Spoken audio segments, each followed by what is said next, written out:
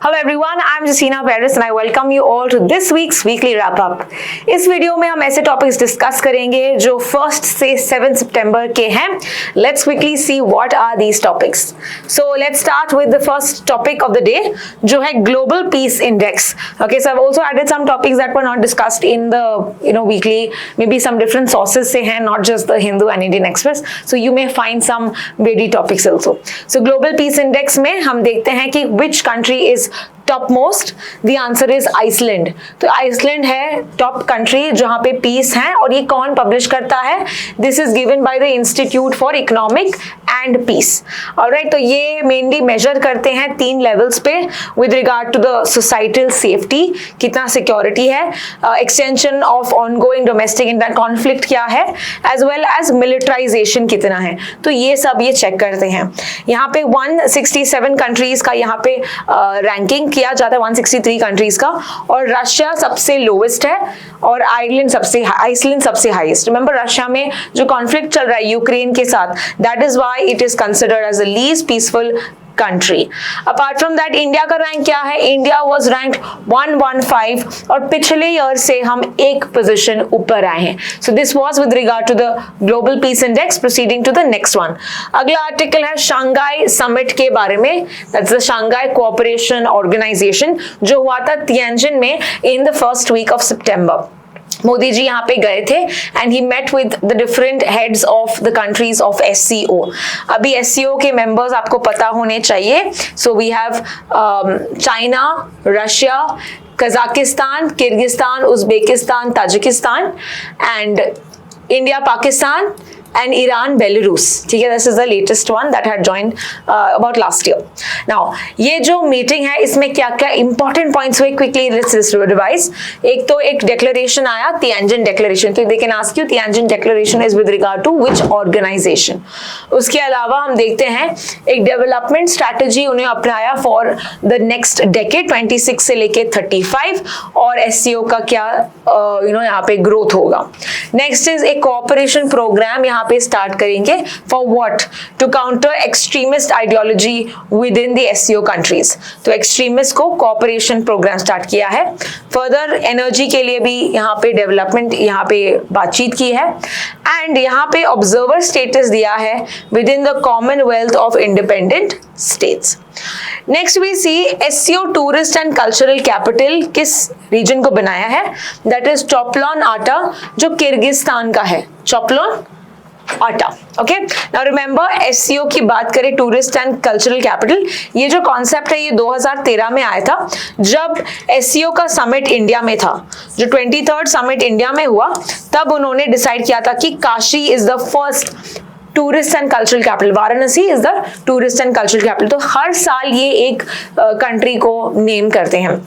So you have to tell me कि जो 24 से लेके 25 वाला जो ईयर था वो किसको दिया था, वो किस किस सिटी को टूरिस्ट एंड कल्चरल कैपिटल बताया था, ये आपको मुझे कमेंट सेक्शन में बताना है. नेक्स्ट इज लाओ जो है ये पार्टनर कंट्री है. Remember it's not a full member country, ये पार्टनर कंट्री है, पार्टनर स्टेटस है.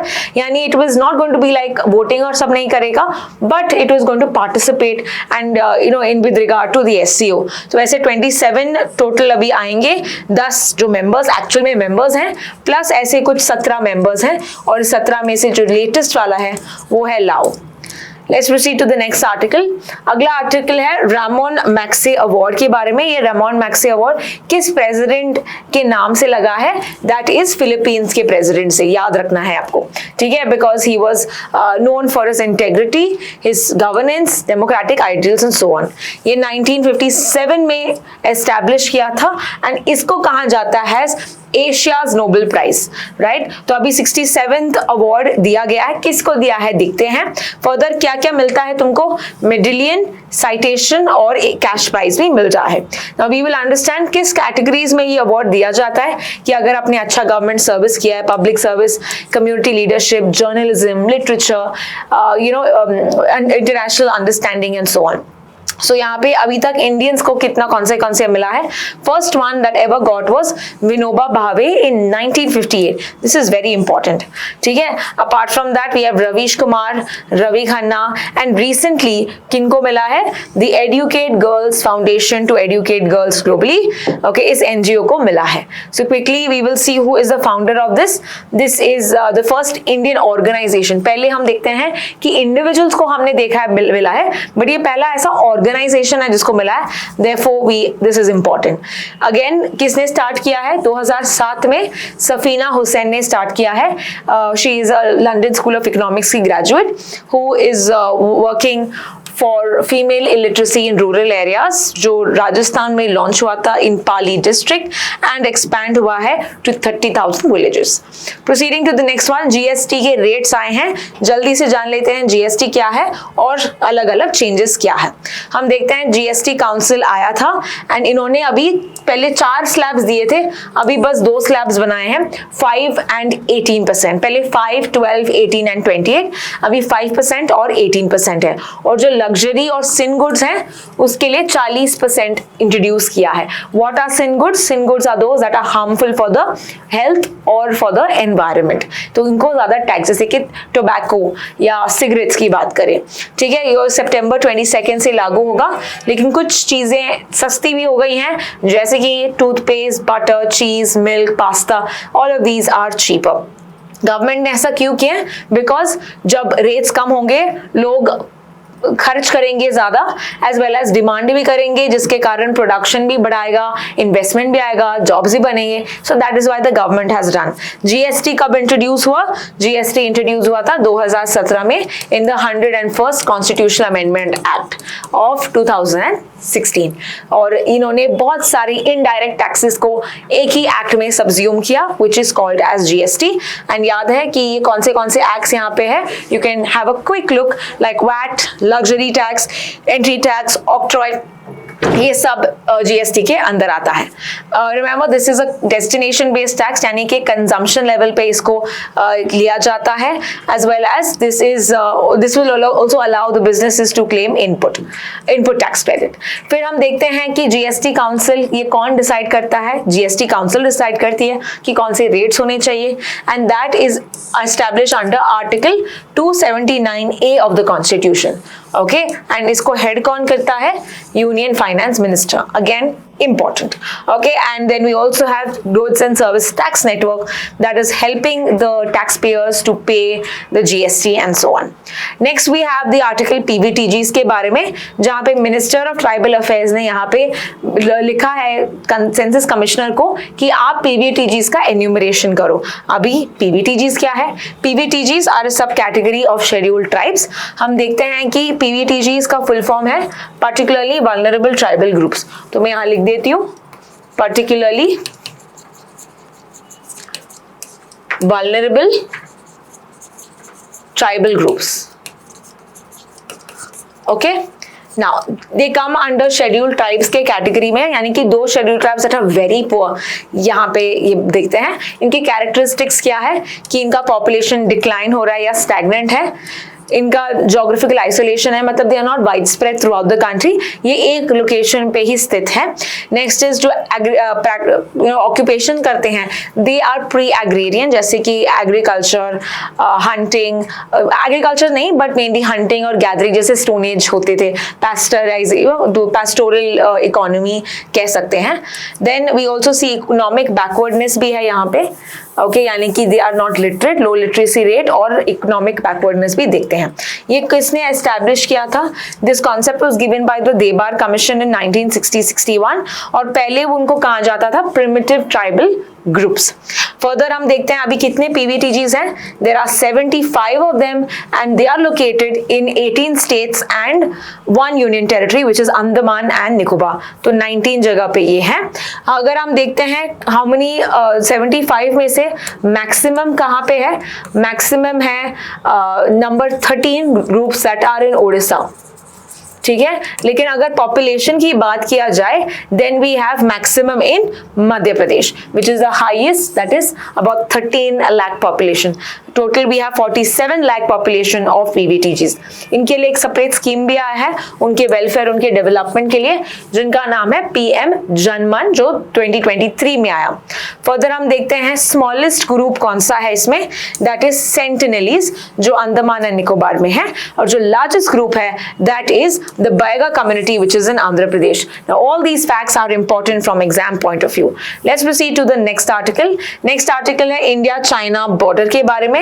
तो यहाँ पे हमको पता है कि SCO समिट के दौरान हमारे प्राइम मिनिस्टर गए थे चाइना और उन्होंने मीट किया चाइनीज प्रेसिडेंट शी जिनपिंग के साथ.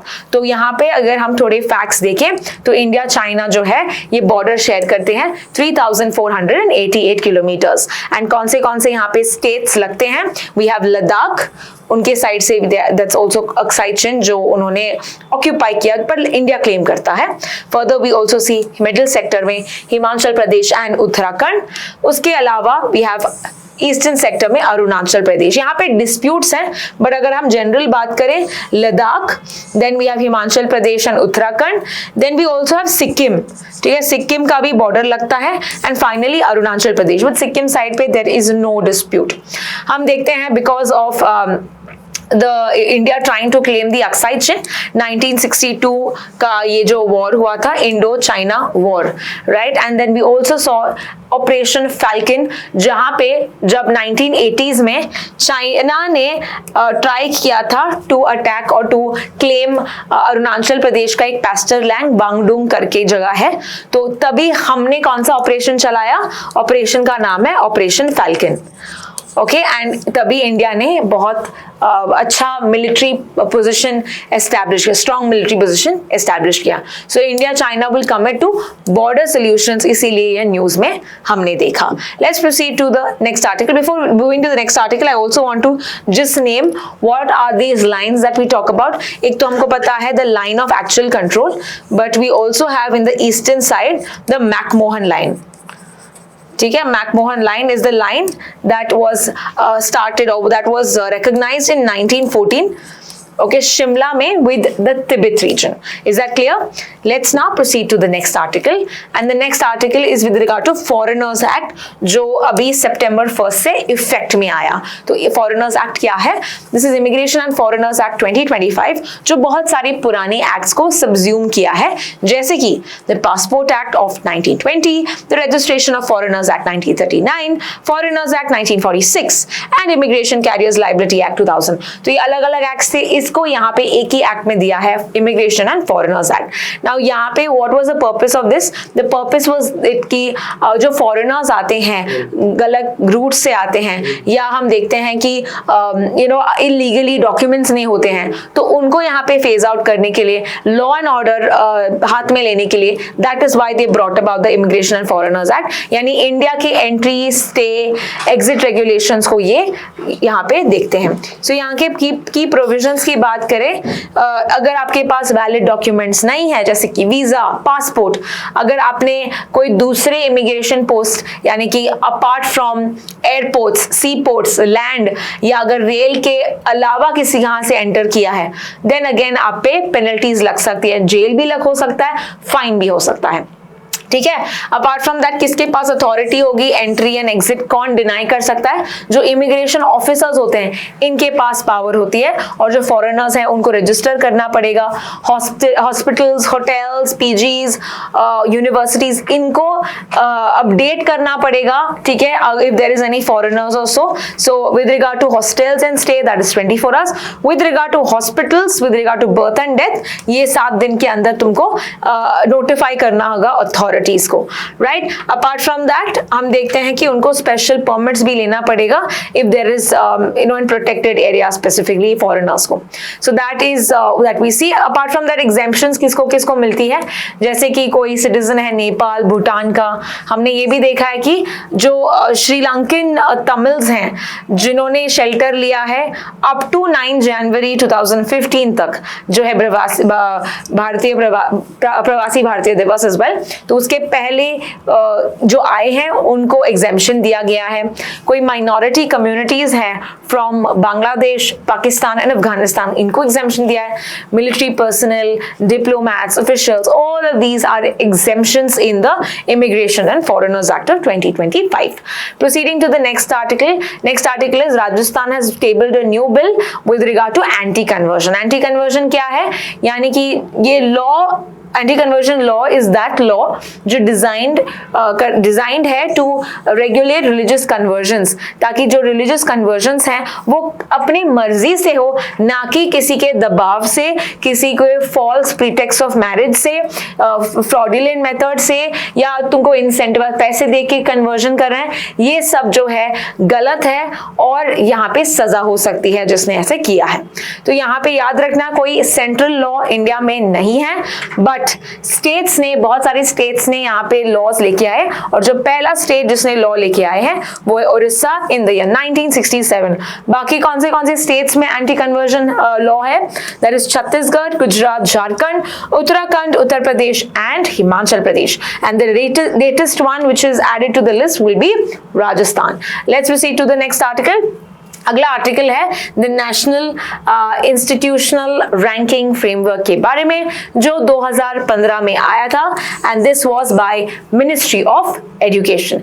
ये रैंकिंग क्या है? ये रैंकिंग अलग अलग पैरामीटर्स में यूनिवर्सिटीज और ओवरऑल हमारा एजुकेशन सिस्टम को रैंक करता है, कॉलेजेस को रैंक करता है। सो यहाँ पे हम देखते हैं कौन से पैरामीटर्स का यहाँ पे देखते हैं। ये टीचिंग लर्निंग रिसोर्सेज कैसे हैं, रिसर्च प्रैक्टिस कैसा है, graduation outcomes, outreach inclusivity and perception कैसा है। एक और कैटेगरी भी ऐड की है जब उनको रैंकिंग दिया जाता है, वो है एसडीजीज, यानी कि ये जो यूनिवर्सिटीज है, जो कॉलेजेस हैं, how well they are even introducing green practices. क्या वो सोलर एनर्जी का काम कर रहे हैं, क्या they are using green technology, renewable technology, ये सब भी देख रहे हैं। So that is also an extra category that is added this year. Apart from that, जो नेगेटिव मार्किंग दिया जाएगा अगर आपके जो रिसर्च पेपर्स हैं ये रिट्रैक्ट किए गए हैं या वापस भेजे गए हैं बाय द रिसर्च जर्नल्स। ये वापस क्यों भेजेंगे? कि अगर मान लो तुम्हारा जो आर्टिकल है ये फ्रॉडुलेंट है, फेक है, मिसलीडिंग है, या अगर आपने छापा है किसी से, that is with regard to plagiarism, right. सो ये हम देखते हैं। और इस रैंकिंग में सबसे टॉप ओवरऑल किसको मिला है? Remember this is the 7th year that it has कि आईआईटी मद्रास जो है it is in the top most position. और यूनिवर्सिटी स्पेशली की बात किया जाए देन IISc बैंगलोर, और मैनेजमेंट के लेवल पे we have IIM Ahmedabad, as well as अगर हम बात करें जिस जनरल कॉलेजेस में वी हैव हिंदू कॉलेज, ठीक है। So these are some important aspects अगर आप देखते हैं कि which is the top most ranking in this particular category.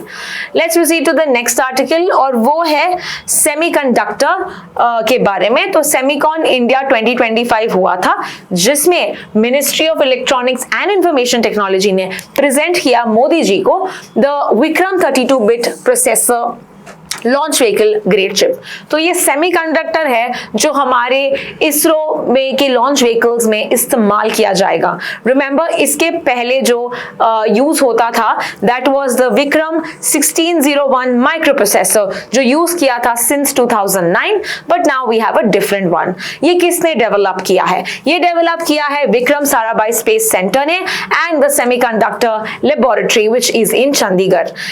यहाँ पे हम देखते हैं मोदी जी, ये जो चिप्स हैं इनको कहते हैं, ये सेमीकंडक्टर चिप्स हैं, इनको कहते हैं digital diamonds, just like how crude oil was in the 20th century, these semiconductor chips are digital diamonds in the 21st century, because इनका जो यूजेज है ये वाइड वेराइटीज में है या वाइड सेक्शंस या सेक्टर्स में किया जाता है। Now what is semiconductor?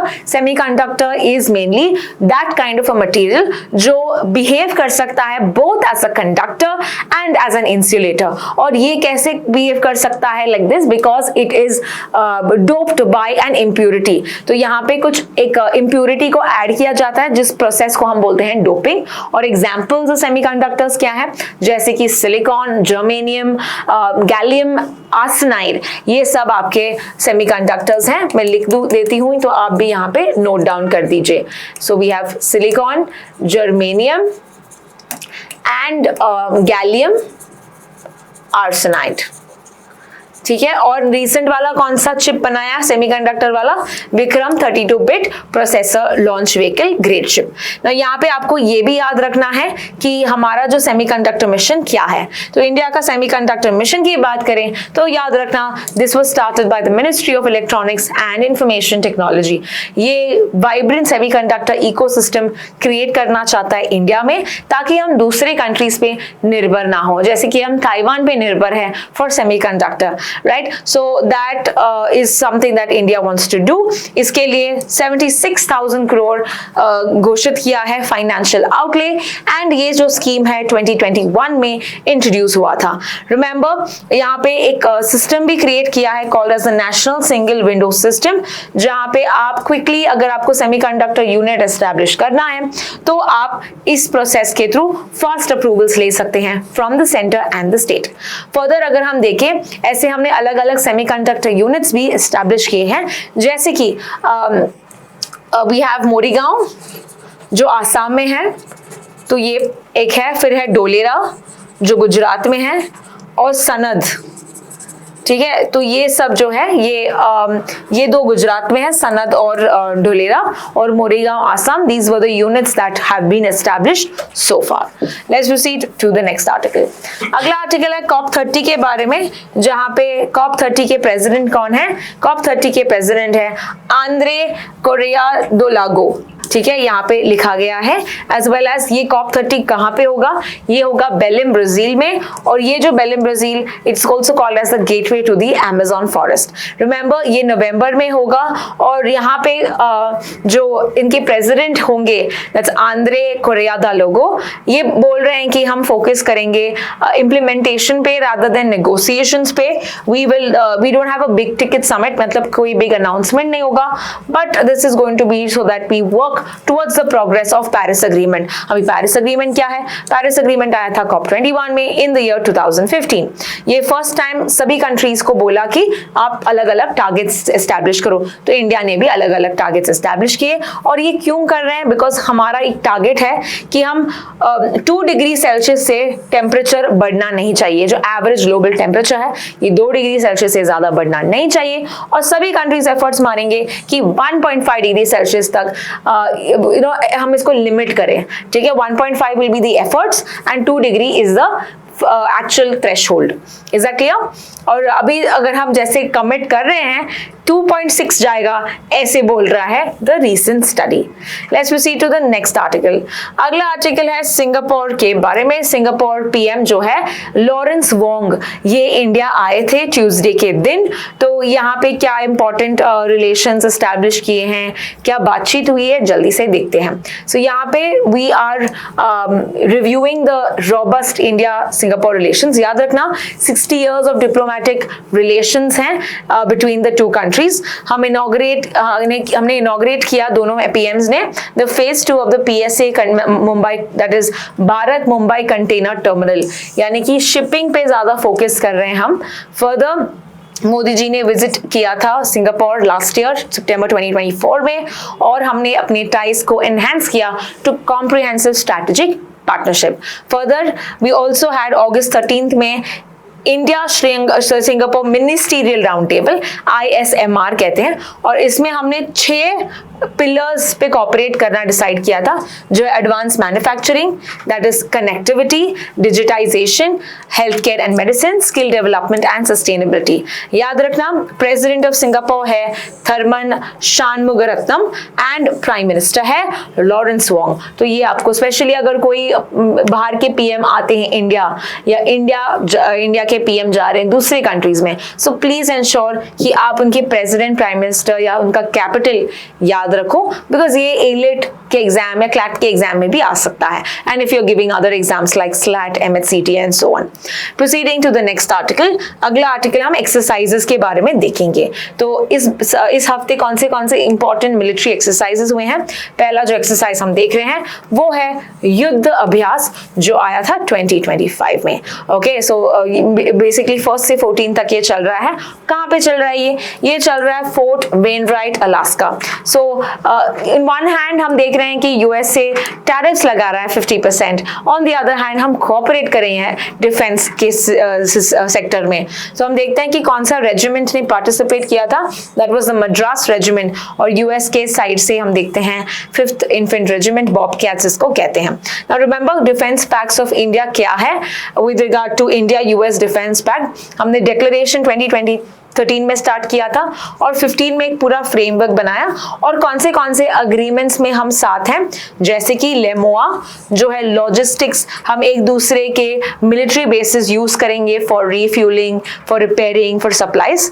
दूसरा था कॉमकासा जो है communications compatibility and security agreement, जहां पे जो एनक्रिप्टेड सिस्टम्स हैं ये एक दूसरे की मदद करेंगे सिक्योरिटी सिक्योर कम्युनिकेशंस के लिए। तीसरा बेका जो है basic exchange and cooperation agreement, and this is for intelligent pacts with regard to US के सैटेलाइट्स की मदद करेंगे, स्पेशली अगर हमको प्रिसाइज कुछ टारगेट्स करने हैं, स्ट्राइक्स करने हैं, तो हम उनके सैटेलाइट्स का इस्तेमाल करेंगे। चौथा that is SOSA which is security of supplies agreement, जहां पे अगर हमको कुछ शॉर्टेज मिला और we are in a state of war और सो, तो हम उनके वेपन्स लेंगे, वो हमको सप्लाई करेंगे और हम उनको सप्लाई करेंगे in that case. So that is security of supply. And finally agreement on licence officers जो अगेन 2023 में हुआ, जहाँ पे हम अलाउ करेंगे हमारे ऑफिसर्स उधर और उनके ऑफिसर्स यहाँ पे, मेनली ताकि हम कोऑर्डिनेशन कर सके एक दूसरे के साथ। तो ये था defence pact between India and US. Proceeding to the next article. अगला आर्टिकल है दूसरा एक मिलिट्री एक्सरसाइज जो है इंडिया और थाईलैंड के बीच, और ये कौन सा नाम है इसका नाम है मैत्री। ठीक है, ये 14 सच एक्सरसाइज हुआ है, और कहाँ पे हुआ है, ये है उमरोई इन मेघालय। ठीक है, तो इस एक्सरसाइज में हम क्या करेंगे, म्यूचुअल अंडरस्टैंडिंग, बेस्ट प्रैक्टिसेस एक दूसरे के साथ शेयर करते हैं। सो ऑल्टरनेटिवली ये इंडिया और थाईलैंड एक जगह, मतलब last year it was in Thailand in fort Vachira Prakan, और इस साल ये यहाँ पे है, राइट। सो ऑल्टरनेटिवली हम एक बार इधर एक बार उधर करते हैं। और थाईलैंड न्यूज में भी था, बिकॉज जो बीमस्टेक समिट हुआ था, 6th बीमस्टेक समिट, वो भी थाईलैंड में हुआ। So again we can expect कि ऐसे रिलेटिंग न्यूज पूछ सकता है। Next we have INS Trikan reaches Egypt to take part in multilateral drill। तो हमारा एक यहाँ पे जहाज गया है कहाँ पे, इजिप्ट में। तो ये क्या है, कौन सा एक्सरसाइज है, जल्दी से देखते हैं। इस एक्सरसाइज का नाम है एक्सरसाइज ब्राइट स्टार, और ये कौन सी कंट्री होस्ट करती है, ये करती है इजिप्ट, और दूसरा उसको हेल्प करता है यूएस। नाउ रिमेंबर बहुत सारे अलग अलग कंट्रीज यहाँ पे पार्टिसिपेट करते हैं, ऑल्दो ओरिजिनली 1980 में it was just US and Egypt that used to do it, but इसके बाद उन्होंने अलग अलग कंट्रीज को इनवाइट किया, जैसे कि Saudi Arabia, Qatar, Greece, Cyprus and Italy. So these are the countries that participate, and ये मेडिटेरियन सी में डिप्लॉय करेंगे, अगेन प्रैक्टिसेस शेयर करेंगे, और ये इंडिया के strategy that is SAGAR policy में आता है, जो security and growth for all in the region, right. So let's proceed to the next article, and the next article is with regard to the 3 commands in India।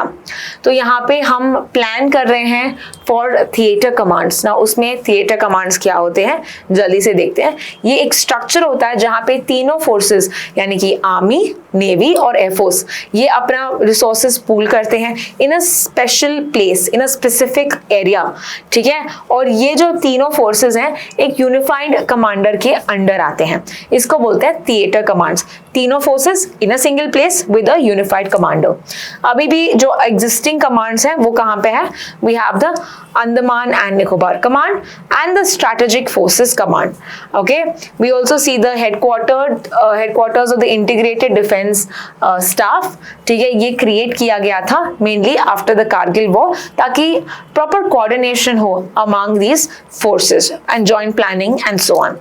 Adversary base की बात करें, यहाँ पे we have north and eastern में जो China पे focused है, western वाला जो है वो पाकिस्तान फोकस्ड, एंड दूसरा है मैरीटाइम थ्रेट से बचने के लिए the Indian ocean security focused. अभी इससे आपको बेनिफिट्स समझेगा, दैट इज यूनिफाइड कमांड होगा तो प्रॉपर रिस्पॉन्ड दे पाएंगे, हम एलिमिनेट करेंगे डुप्लीकेशन बिकॉज एक ही जगह पे सब कुछ है। फर्दर हम बेटर प्रिपेयर्ड होंगे जब ऐसा कोई वॉरफेयर होगा, चाहे वो पानी से हो, लैंड से हो या वो हवाई जहाज से हो। So all of these are the important aspects with regard to the plan for the theater commands. Let's proceed to the next article. This is a High Seas Treaty. High Seas Treaty के बारे में क्या है, context क्या है?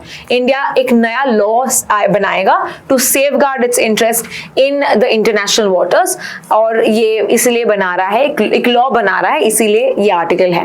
Now ये law किस treaty के अंदर बना रहा है India? India is making this under the high seas treaty, जिसको हम BBNJ कहते हैं। Now let's understand what exactly is this article about. तो यहाँ पे 2023 में एक आया था बायोडाइवर्सिटी बियॉन्ड नेशनल ज्यूरिसडिक्शन कहते हैं इसको, एंड ये पार्ट है यूएन क्लॉज का, that is United Nation convention on the laws of the sea. Now इसका काम है to regulate the human activity in the international waters, या इसको हम हाई सीज भी कहते हैं। मतलब जो पानी किसी के जुरिस्डिक्शन में नहीं आता, ये सबका कॉमन गुड है, तो उसमें एक्टिविटीज को रेगुलेट करने के लिए लॉ आया था। Because what is happening, because of this aspect हम देख रहे हैं, किसी का अगर ये लैंड नहीं है तो सब लोग यहाँ पे मिसयूज कर सकते हैं, राइट? इसमें अलग अलग प्रैक्टिसेस कर सकते हैं, गलत प्रैक्टिसेस कर सकते हैं, इसीलिए ये हाई सीज ट्रीटी आया। सो हाई सीज जो है दे आर कंसिडर्ड एज सभी के goods, common goods, global Commons, okay? तो ये नेविगेशन, फिशिंग, माइनिंग, अंडर सी केबल्स कुछ भी कर सकते हैं हम यहाँ पे। तो BBNJ यानी कि the biodiversity beyond national jurisdiction, ये उन्होंने इंट्रोड्यूस किया कि मरीन प्रोटेक्टेड एरियाज होने चाहिए जहाँ पे तुम कुछ नहीं कर सकते। ये प्रोटेक्टेड है बिकॉज यहाँ की जो बायोडाइवर्सिटी है ये यूनिक है, और अगर ये मर जाएगी, this is going to affect the general ecosystem in the waters. Next one, regulation of activities, जैसे कि माइनिंग नहीं कर सकते, या रेगुलेट करेंगे, कंट्रोल्ड मैनर करेंगे। बेनिफिट शेयरिंग, जो भी यहाँ पे कोई रिसोर्सेज मिलेंगे उसके बेनिफिट सभी कंट्रीज को देंगे। And mandatory environmental impact assessment, मान लो कि तुम कुछ अंडर वाटर कुछ प्रोजेक्ट कर रहे हो तो पहले तुमको EIA करना होगा, which is environment impact assessment, यानी कि उसका उस प्रोजेक्ट का impact on the society, on the economy as well as on the environment. Further क्या इंडिया ने ये साइन किया है? यस, इंडिया ने BBNJ साइन किया है, बट इसको रेटिफाई नहीं किया, जिसका मतलब है यहाँ पे हमारे पार्लियामेंट में कोई वोटिंग नहीं की है, हमने लॉज नहीं बनाए, so we have not ratified, या हमने बोला नहीं है कि हम कंप्लीटली इसको फॉलो करेंगे, बस हमने अग्री किया है। तो अभी तक देखते हैं कि 55 कंट्रीज यहाँ पे रेटिफाई कर चुकी है, और ये फोर्स में आएगा जब 60 कंट्रीज रेटिफाई करेंगे, एंड जब 60 कंट्रीज मान लो रेटिफाई करते हैं और 5 कंट्रीज रेटिफाइड, तो 120 डेज के बाद ये फोर्स में आएगा, then this will be legally binding. Is that clear? तो India is part of India's commitment under UN clause, that is like a constitution of ocean, और the treaty is also mentioned as the Paris Agreement of ocean। जैसे Paris Agreement on land है, तो ये जो treaty है it is considered as a Paris Agreement of the ocean। तो ये पूरा आर्टिकल हमने देखा है with regard to इस week's weekly wrap up। I hope you have understood. If you have any questions, you do write to us in the comment section. Thank you so much for watching.